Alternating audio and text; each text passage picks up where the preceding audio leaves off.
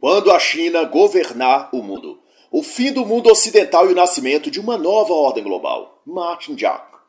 Esta obra de análise pode conter ilações, comparações ou citações de eventos políticos, culturais ou de atualidade, que não representam necessariamente a opinião do autor. É uma tradução minha do original em inglês, por isso pode conter algumas pequenas incorreções, mas que não comprometem o entendimento da obra no seu todo.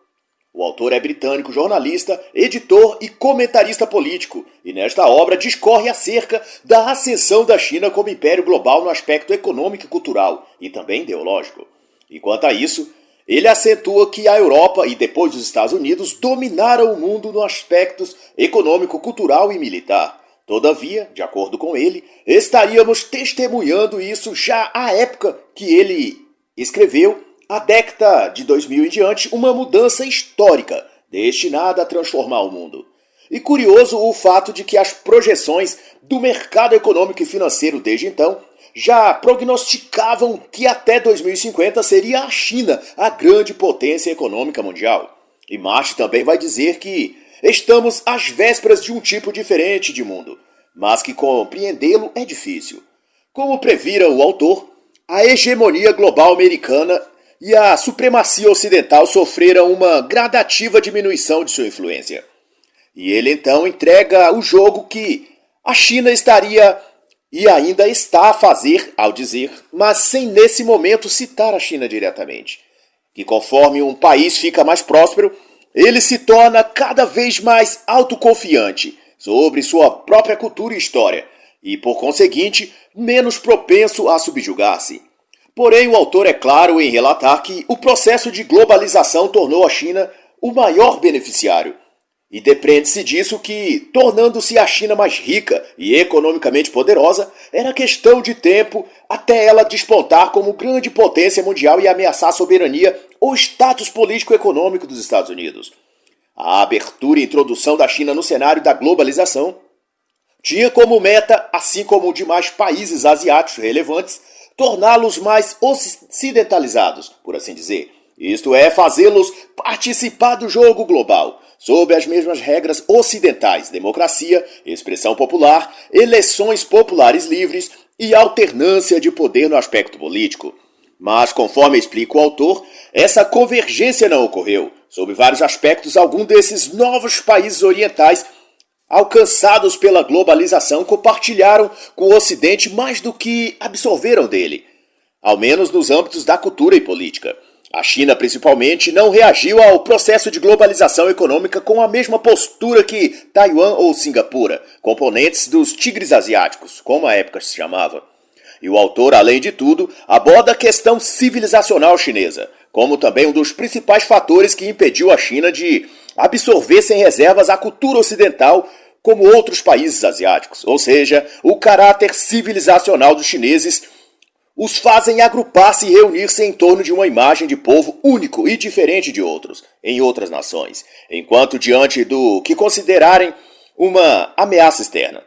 Para efeito de comparação, ao se depararem com a estrangeirização, ou no termo moderno, a ameaça de aculturação ou multiculturalização causados pela globalização, a China se aglutinou em volta de sua identidade nacional e se manteve como povo e raça distinta. A União Soviética, por sua vez, à medida que se expandiu, foi se afastando de suas características de nação e povo, e, portanto, se dissolvendo em vários ramos ideológicos, etnias, etc. Isso a fragmentou, e ao sofrer a pressão externa, cedeu cultural, política, econômica e ideologicamente. Isso porque não havia unidade nem senso de singularidade entre os povos que compunham as chamadas repúblicas soviéticas. Eram só um amontoado de gente obrigadas a conviver num regime ideológico comum, mas sem quaisquer afinidades morais, religiosas, étnicas ou de outro sentido. Enquanto as nações se fragmentavam diante do processo de globalização, vai concatenar o autor, a China fazia a coisa oposta. Tornava-se etnicamente e socialmente mais consolidada. E com base nisso, Martin Jack já discorria à época que a China, por essas e outras particularidades, moldará o mundo à luz de seus próprios valores e interesses. Sua influência no mundo, já previa o autor, irá para além da economia. Será também cultural, política e ideológica. Esse impacto será tão grande quanto o dos Estados Unidos no século XX ou até maior. Mas o mais surpreendente, se comparado ao ano da publicação do livro, 2009, é que ele anteviu, conforme descrito na página 32, que essa futura ascensão da China como potência global anunciaria o nascimento de uma nova ordem mundial. E dado os eventos mundiais desde 2020, não há como não perceber que é exato isso que está configurando-se no cenário internacional. Nas palavras do autor, quando a modernidade se enraizou no leste asiático, ela se baseou na experiência da modernidade europeia, a ocidental. Contudo, em vez de simplesmente serem clones dela, se tornaram altamente distintas, gerando instituições, valores e ideologias moldadas por suas próprias histórias e culturas. Para Martin Jack, a China antes não despontou quanto a desempenhar um papel predominante no mundo, não por falta de capacidade técnica ou recursos, que para o autor sempre foram similares aos da Europa. Contudo, a China tivera até então uma visão de si mesmos muito mais continental do que marítima, e assim não investiu em incursões pelos mares ou no sentido de encontrar terras estrangeiras para colonizar. Conforme ele cita, a capacidade chinesa nunca esteve abaixo da de qualquer nação da Europa. Os chineses, vai dizer ele, tinham um sistema altamente desenvolvido de mobilização de recursos econômicos e naturais. Só o grande canal feito para escoação de produtos possuía cerca de 2.000 quilômetros, além de que tinha grande capacidade de transporte de grãos na época. No entanto, como enfatiza o autor, os valores confucionistas chineses o fazia, enquanto nação, ocupar-se mais da harmonia e sustento do seu povo do que em políticas de obtenção de lucro e de industrialização. Mas seja como for, foi a própria Grã-Bretanha quem abriu primeiramente a China para o livre comércio, a partir da Guerra do Ópio em 1839 até 1842. Segundo o autor, essa adaptação ao mercado europeu era uma forma estratégica de não acabar mais tarde se transformando em colônia de alguma potência europeia. E Martin Jack não nega o entusiasmo ao dizer que a hegemonia ocidental não é um produto da natureza e nem eterna. Em algum momento ela chegará ao fim. E um evento descrito pelo autor a partir da página 84 revela bem o caráter autoritário e presunçoso que viria a marcar o modo que até hoje o governo chinês tem de se pôr na política mundial.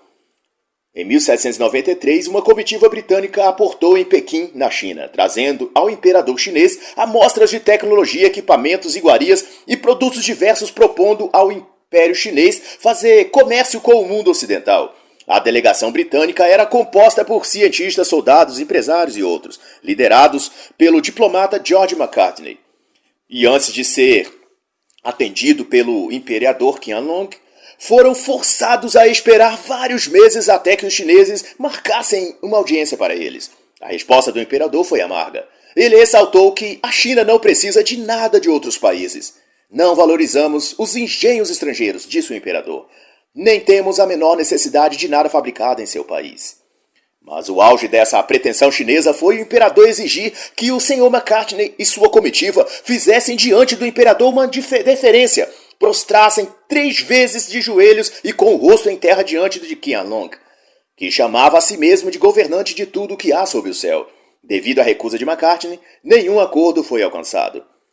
E o autor concorda que as raízes do dinamismo contemporâneo da China residem de fato em sua história. Isto é, ela não se curvou simplesmente ao Ocidente, e mesmo durante o século da humilhação, como os chineses chamam o período posterior a 1800 e anterior a 1978, a China, no dizer do autor, não perdeu sua personalidade e singularidade, e por obstante, vai dizer também o autor, seu universo político e moral foram pouco alterados, mantendo um padrão centralizado e com raízes culturais excepcionalmente fortes. Em outro apontamento interessante do autor, é de que desde os primórdios a discrepância entre Europa e China não eram industriais ou mesmo econômicas, mas geopolíticas. E Martin Jack diz isso referindo-se ao que ele chama de senso de unidade dos chineses, mas não apenas entre o povo, mas entre o Estado e o povo. Para ele, o Estado ou o governo chinês promove essa unidade no país forjando um poderoso senso de identidade. Mas é claro que isso é apenas puxa-saquismo para com a China. Todos sabemos que ao longo das ditaduras chinesas, essa unidade a qual o autor se refere é, na verdade, um controle estatal exercido pelo governo com mãos de ferro sobre o povo. Só faltou o autor dizer que o povo chinês sempre amou seus líderes ditadores. É muita falta de noção, né? Tanto é que o próprio autor vai reconhecer na página 98 que o Estado chinês nunca foi restringido por elites de poder independentes como na Europa havia. O governo chinês sempre gozou de autoridade universal e incontestável. Em outras palavras, enquanto na Europa nobres clérigos e burgueses formavam forças rivais autônomas que concorriam ao poder, na China, estudiosos, mercadores e comerciantes não lutavam para restringir o poder do Estado. Estes grupos não possuíam vozes institucionalizadas. A coerção que o Estado chinês exerce sobre seu povo é muito mais psicológica do que física, devido a esse fato de não haver poderes políticos conflitantes. Enquanto na Europa, o senso de valores era deixado a cargo da igreja, por exemplo.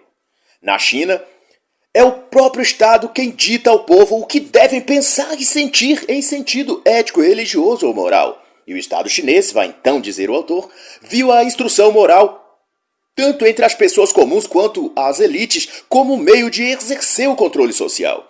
E tal era o grau de oportunismo que até mesmo o pagamento de impostos era ensinado da perspectiva do dever moral do cidadão chinês.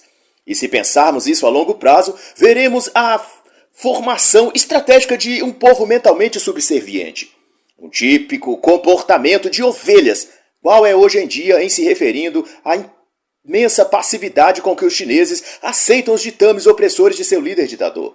E outro mecanismo de controle social, também destacado pelo autor, é a vigilância e cadastro. Métodos estes que vêm se aperfeiçoando à medida que o aparato tecnológico fica mais avançado. A tática de cadastrar pessoas e registrar dados e informações a respeito delas, seja por meio de uma compra que faz numa loja qualquer, um curso que venha a estudar, ou qualquer suposto tipo de pesquisa, tudo isso dá ao governo a chance de saber tudo sobre todos e, com isso, identificar potenciais fontes de insatisfação e de agitação. Governança de contenção, portanto, define o Estado chinês. É como vai ultimar o autor. E foi a partir de 1900 que, de acordo com Martin Jack, que a China passou de fato a ser inspirada pelas ideias e ideais socialistas e marxistas. Até esse momento, por mais que o Ocidente europeu tivesse penetrado profundamente nos espaços econômicos, sociais e culturais, ainda permanecia no ideal chinês uma espécie de lembrança, memória ou cultivo da essência chinesa original. No entanto, a partir do marxismo, o governo e toda a nação chinesa tiveram uma espécie de conversão, onde sua identidade como país foi seriamente reformulada conforme os princípios dos dogmas socialistas. E não por menos, seguiu-se um período de distúrbio e convulsão social, marcado pela Revolução de 1911, que culminou no fim do período dinástico e introdução da República. Depois disso, a China foi dividida entre forças militares opostas, reagrupando-se mais tarde em torno do Partido Nacionalista, e daí a figura do regime político de um líder ditador, tendo seu ponto de virada decisiva em 1949, quando o Partido Comunista de Mao Zedong assumiu o poder. E foi então, partindo-se de 1949, que a China se dispôs a mostrar ao mundo sua autoconfiança e sentimento latente de superioridade. Com o governo comunista instalado, deu-se a tarefa de refazer a soberania do país, reunificar os territórios da China e restaurar o governo. E não surpreenda-se o leitor de que, para atingir esses fins, o Partido Comunista, na liderança de Mao Zedong, assassinou milhões de chineses e estabeleceu amplo sistema de impostos estatais. Pois essa é a arquitetura básica padrão aonde quer que o regime comunista seja estabelecido. Martin Jack elenca então em que se resume a reforma comunista na China nesse primeiro período. Instilou a luta de classes entre os chineses, que antes não havia tal conceito entre eles, criou o direito do proletariado, fomentou as mobilizações de massa e grupos representativos, e fomentou a crença numa elite burguesa mais exploradora. Um inimigo imaginário, sem dúvida, uma tática marxista que faz o povo atacar e concentrar sua atenção e energia a um adversário que não existe, enquanto seu verdadeiro inimigo, que é o próprio governo comunista, fica ileso enquanto comete atrocidades com o povo. Segundo Martin Jack, Mao Zedong soube utilizar o ambiente mental do povo chinês, acostumados a venerar e servir obedientes a séculos de mandato imperial, onde a pessoa do imperador era tratado com a devoção de um deus. Mao Zedong procurou então ser, na presença das pessoas, um líder carismático e confiante, o que inspirou no povo sentimentos mais religiosos do que do trato político. Logo, Mao Zedong era visto e tratado com as respectivas solenidades que um deus sobre a terra receberia. No que tange ao processo de alavancagem econômica, o Partido Comunista Chinês cuidou de organizar uma reforma agrária na forma de grandes comunas rurais e delas obter boa captação de impostos. Com essa arrecadação, investiu na construção de um extenso e variado setor da indústria. E tudo sendo controlado por um governo central nos moldes da União Soviética. O PIB chinês decolou, obtendo um ganho de 4,5 vezes apenas nessa primeira fase do governo comunista, que durou de 1949 a 1978. Mas não se iluda o leitor de achar que a gestão comunista é de fato essa maravilha que o autor pinta nesta obra. Mao Zedong, ou Mao Tse-tung, como é mais conhecido, foi um dos mais sanguinários líderes comunistas que o marxismo já produziu. Para se ter uma noção, esse avanço econômico entre aspas aqui, iniciado no campo pelo estabelecimento de comunas agrícolas, tratou-se, na verdade, do assassinato e confisco das terras de seus antigos proprietários, algumas delas herança familiar milenar. Qualquer um que tivesse propriedades agrícolas era assassinado junto com sua família e a terra cultivável incorporada ao Estado. Já nas cidades, pessoas com envolvimento político, prostituição, jogos de azar ou vícios de ópio ou outros entorpecentes eram eliminados sumariamente. Eram considerados inúteis ao Estado. Conta-se 70 milhões de mortos no governo de Mao Tse-tung, alguns propositalmente deixados sem comida por meses até morrer de inanição. E tão grande é a maldição comunista que, uma vez inserido nele, dificilmente uma nação consegue se livrar. É como um câncer maligno, depois de contraí-lo, as chances de cura são baixíssimas. O comunismo é uma enfermidade maligna, que depois que se instala, apodrece tudo em volta de si, e no fim traz a morte e sofrimento.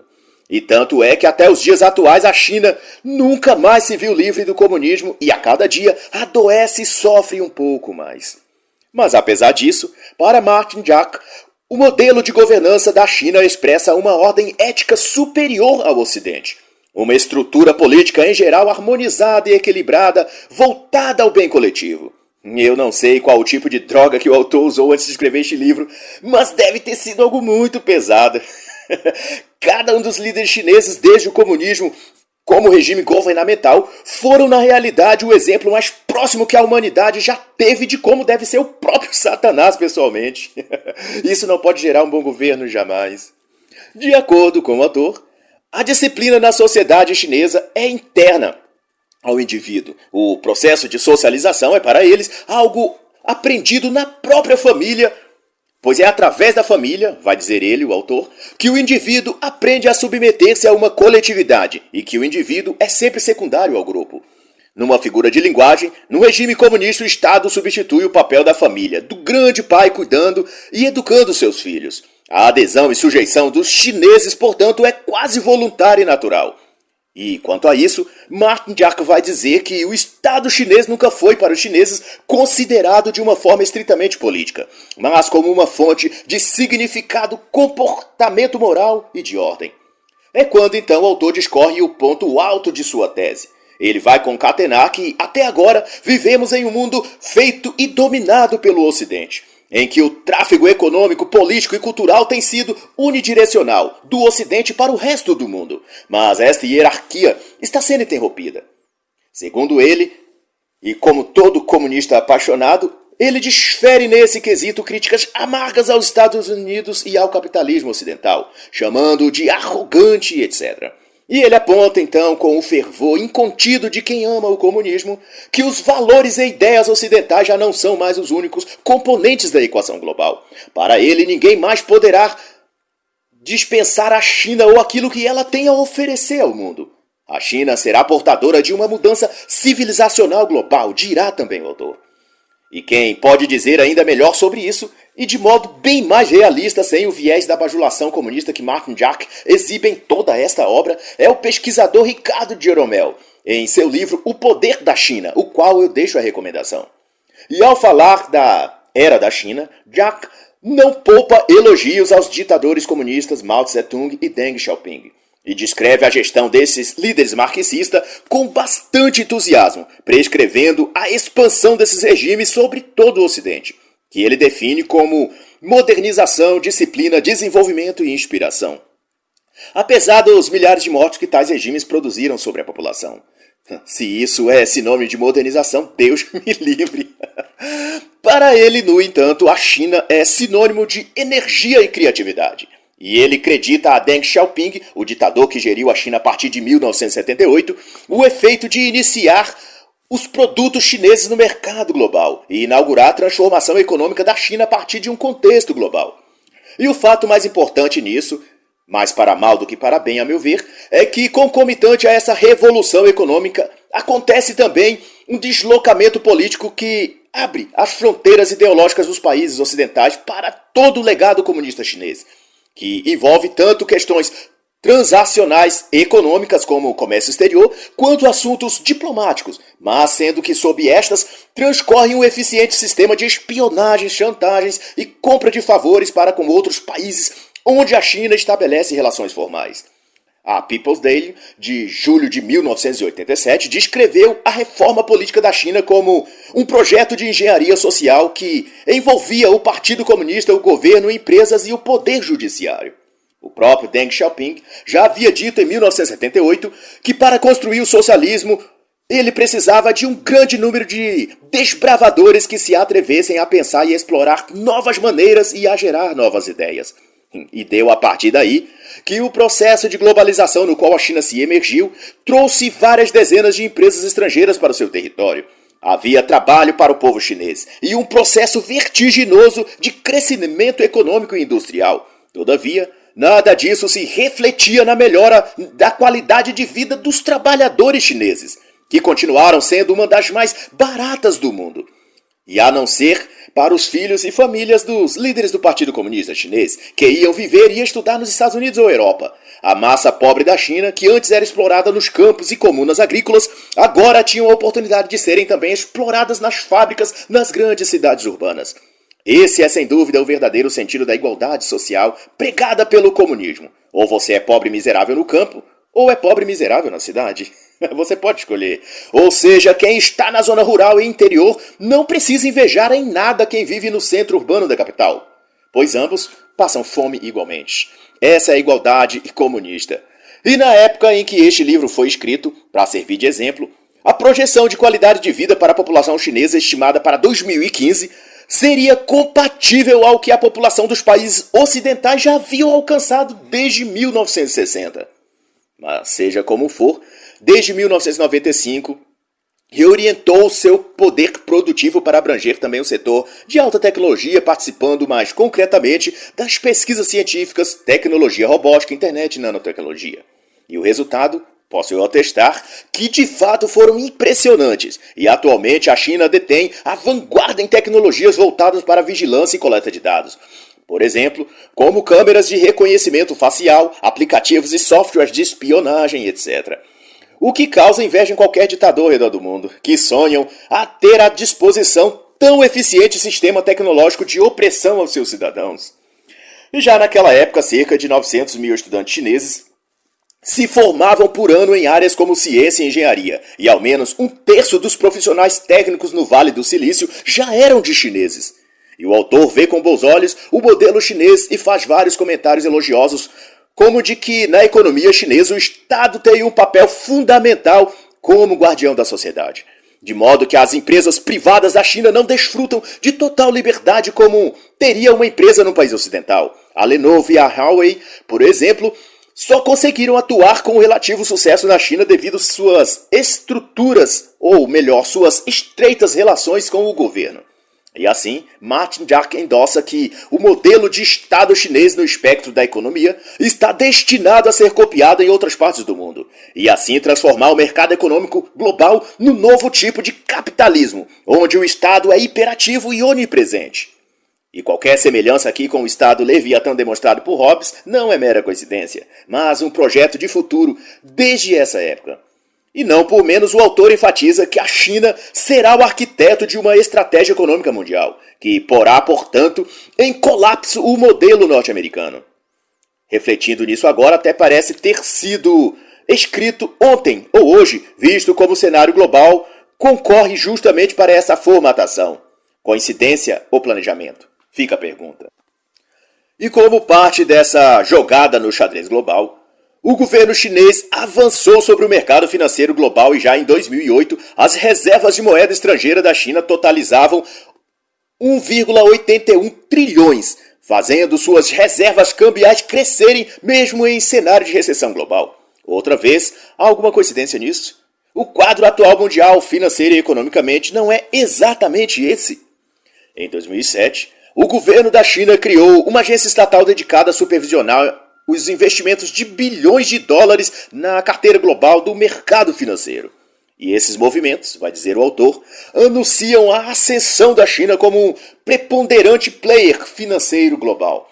E outro grande lance nesse mesmo xadrez global, onde o governo chinês opera com grandes doses de mau caratismo, foi migrar de governo ideológico para um governo tecnocrata.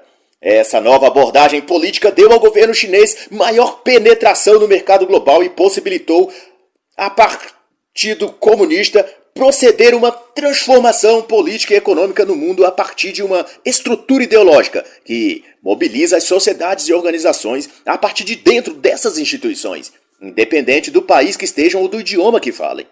A ideia era mostrar ao mundo uma fotografia de uma China tecnocrata e não comunista. E é nesse retrato que o autor Martin Jack acredita e quer vender essa imagem ao público e ao leitor. E ao que parece, ele usa seu amor ao comunismo como um repelente mental contra a capacidade do cérebro humano de pensar, de analisar. Pois embora milhões tenham sido assassinados em nome do regime ideal que o Partido Comunista Chinês representa, apesar disso, ele continua empolgado com o marxismo e ansioso pela nova ordem global, tal como um adolescente na puberdade ao vislumbrar a possibilidade de seu primeiro encontro sexual. E ele diz então: é evidente que a China está preparada para assumir um papel proativo e intervencionista nos negócios financeiros e econômicos internacionais. E já em 2009, a China chamava por uma nova moeda global e por um mundo totalmente novo. E assim encerra a análise da obra Quando a China Governar o Mundo, o fim do mundo ocidental e o nascimento de uma nova ordem global, de Martin Jack.